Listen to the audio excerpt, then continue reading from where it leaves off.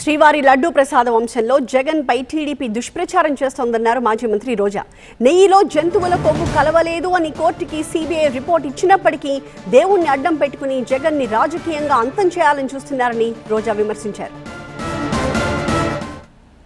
Court మొటిక్కాయలేసినా లేదా దాంట్లో ఏం జరగలేదని ఎంతమంది చెప్పినా ఎలా ఫ్లెక్సీలు వేసి తెలుగుదేశం పార్టీ జనసేన వాళ్ళు జగన్మోహన్ రెడ్డి పరువు తీయటానికి ఇంకా స్టిల్ ఈ రోజుకి కూడా దుష్ప్రచారం చేస్తూ ఉన్నారు అంటే వీళ్ళు ఎంత దిగజారిపోయారు.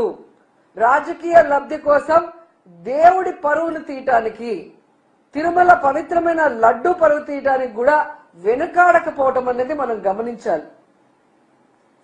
ఇలాంటి వాళ్ళని మోడీ గారు అలాగే రాష్ట్రపతి ముర్ము గారు ఖచ్చితంగా శిక్షించాలి. వీళ్ళ మీద కేసులు ఫైల్ చేయాలి.